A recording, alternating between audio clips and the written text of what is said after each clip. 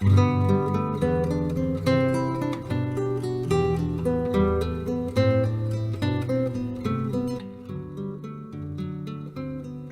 his mid-30s, Jerome was probably the greatest Christian scholar of his time. He's one of the greatest figures in the history of Bible translation, spending 3 decades producing a Latin version that was the standard in Europe for about 1,000 years. But Jerome was no bookish egghead. He longed for the life of a hermit that we considered in a previous episode, and often exhibited a sour disposition that showered his opponents with biting sarcasm and brutal invective. He was born in 345 to wealthy Christian parents, either in Aquileia in northeast Italy or across the Adriatic in Dalmatia.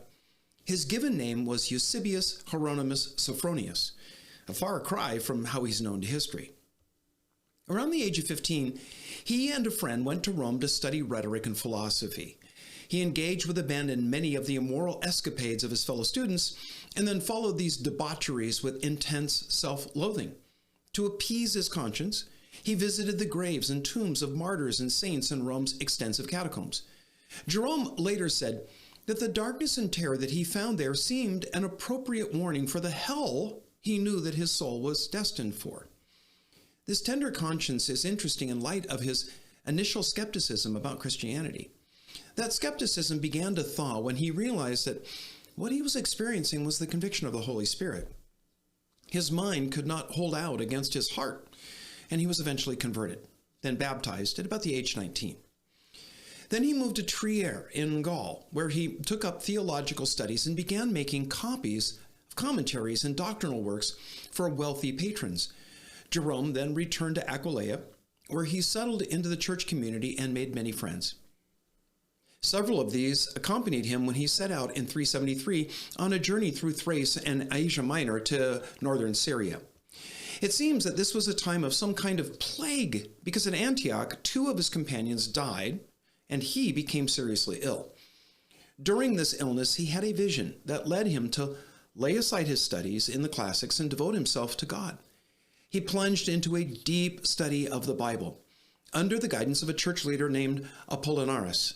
Now, this Apollinaris was later labeled a heretic for his own unorthodox views on Christ. He was one of several of that time that were trying to work out how to understand and express the nature of Jesus. Was he God, man, or both? And if he was both, how ought Christians understand the 2 natures operating within the one Jesus? Apollinaris said that Jesus had a human body and soul, but that his mind was divine. This view, creatively called Apollinarianism, was declared heretical at the Council of Constantinople in 381, though the church had pretty well dispensed with it as a viable view of Christ back in 362 at a synod in Alexandria, presided over by our friend Athanasius. While in Antioch, and as a result of his illness and the loss of his friends, Jerome was seized by a desire to live the ascetic life as a hermit. He retreated to the wilderness just southwest of Antioch, which was already well populated by the lone desert dwellers. Jerome spent his isolation in more study and writing. He began learning Hebrew under the tutelage of a converted Jew and kept in correspondence with the Jewish Christians of Antioch. He obtained a copy of the Gospels in Hebrew, fragments of which are preserved in his notes. Jerome translated parts of this into Greek. Now, returning to Antioch in 379, he was ordained by Paulinus, whom you may remember was the bishop of the Nicene congregation there.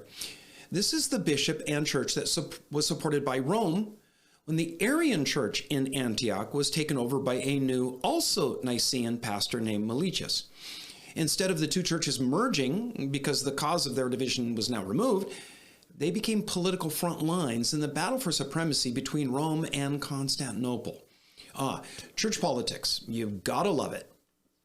Now, recognizing Jerome's skill as a scholar, Bishop Paulinus rushed to ordain him as a priest, but the hermit would only accept it on the condition he'd never have to carry out any priestly functions. Instead, Jerome plunged himself into his studies, especially in the scriptures. He attended lectures, examined parchments, and interviewed teachers and theologians.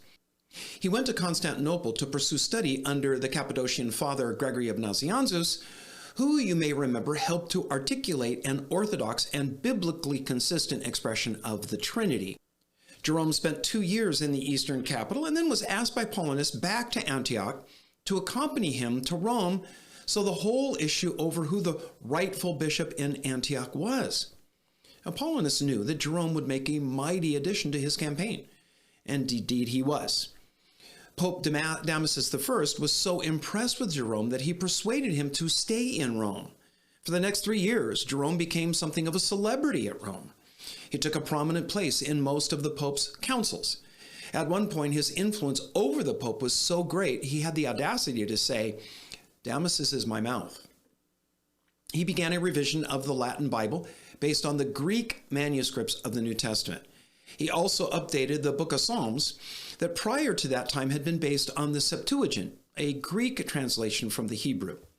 In Rome, he was surrounded by a circle of well-born and well-educated women, including some from the noblest patrician families. They were moved by Jerome's asceticism and began to emulate his example of forbearance of worldly fashions. That did not at all endear him to the rather secular clergy in Rome, who enjoyed the attention of such lovely, rich, and available women. But Jerome's messing with their fun didn't end there. He offended the clergy's pleasure-loving ways with his sharp tongue and blunt criticism. As one historian puts it, quote, "He detested most of the Romans and did not apologize for detesting them," unquote. He mocked the clerics' lack of clarity, their ignorance, and overweening vanity. Men were inordinately fond of beards at the time, and so Jerome mused, if there is any holiness in a beard, well, nobody's holier than a goat. Soon after the death of his patron, Pope Damasus, in December of 384, Jerome was forced to leave Rome after an inquiry brought up allegations that he'd had an improper relationship with a wealthy widow named Paula. Now, that wasn't the only charge against him. More serious was the death of one of the young women who'd sought to follow his ascetic lifestyle due to poor health caused by the rigors that he demanded that she follow.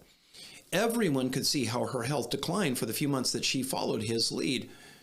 Most Romans were outraged for his causing the premature death of such a lively and lovely young woman, and at his insistence that her mother ought not mourn her daughter's death. When he criticized the mother's what he called excessive grief, the Romans labeled him as heartless. So in August of 385, he left Rome for good and returned to Antioch, accompanied by his brother and several friends, followed a little later by the widow Paula and her daughter. The pilgrims, joined by Bishop Paulinus of Antioch, visited Jerusalem, Bethlehem, and Galilee, then went to Egypt, home to the great heroes of the ascetic life. Late in the summer of 388, Jerome returned to Israel.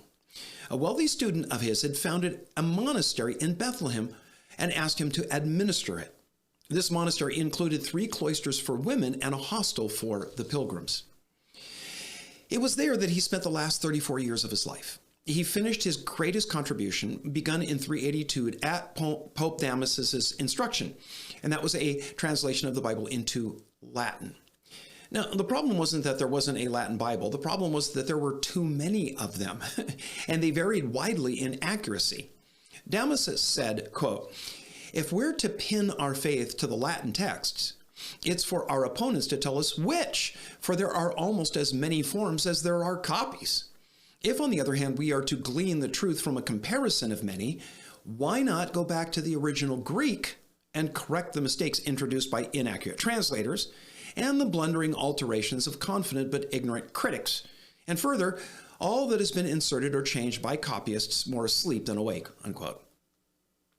At first, Jerome worked from the Septuagint, the Greek translation of the Old Testament. But then he established a precedent for later translators. The Old Testament would have to be translated from the original Hebrew. In his quest for accuracy, he learned Hebrew and consulted Jewish rabbis and scholars. One of the biggest differences that he saw between the Septuagint and the original Hebrew was that the Jews did not include the books now known as the Apocrypha in their canon of Holy Scripture. Though he felt obligated to include them, Jerome made it clear that while they might be considered church books, they weren't inspired canonical books. After 23 years, Jerome completed his translation, which Europeans then used for more than 1,000 years. And in 1546, the Council of Trent declared that it was the only authentic Latin text of the Scriptures. What marked this Bible as unique was Jerome's use of the everyday street Latin of the times, rather than the more archaic classical Latin of the scholars. Academics and clergy decried his work as vulgar, but it became hugely popular. And so the Latin Vulgate, as it was called, became the main Bible of the Roman Church for the next millennium. Jerome's work was so widely revered that until the Reformation, scholars worked from the Vulgate. It would be another 1,000 years till translators worked directly from the Greek manuscripts of the New Testament. The Vulgate ensured that Latin, rather than Greek, would be the Western Church's language, resulting in centuries later in a liturgy and Bible that lay people couldn't understand. Precisely the opposite of Jerome's original intention. It's also why many scientific names and terms are drawn from Latin rather than Greek, which was the language of the scholars until the appearance of the Vulgate. The Latin Bible wasn't the only thing that Jerome worked on while he was in Bethlehem. He also produced several commentaries, a catalog of Christian authors, and a response to the challenge of the Pelagians, an aberrant teaching that we'll take a look at in a future episode. To this period also belonged most of Jerome's polemics, that is, his denunciations of works and people that Jerome deemed dangerous. He produced a tract on the thread of some of Origen's errors. He denounced Bishop John of Jerusalem and others, including some one-time friends. Now, some of Jerome's writings contain provocative views on moral issues. And when I say provocative, I'm being generous. They were aberrant at best and at points verged on heretical. All this came from his extreme asceticism. While the monasticism that he embraced allowed him to produce a huge volume of work, his feverish advocacy of strict discipline was nothing less than a legalistic extremism. He insisted on abstinence from a normal diet, employment, and even marital sex. His positions were so extreme in this regard, even other ascetics called him radical. Now, as far as we know, some of Jerome's works were lost to the centuries. There are a few medieval manuscripts that mark his work in translating the Bible. Various 16th century collections are the earliest extant copies of his writings. Through the years, Jerome has been a favorite subject for artists, especially the Italian Renaissance painters. He died in Bethlehem in late September of 420.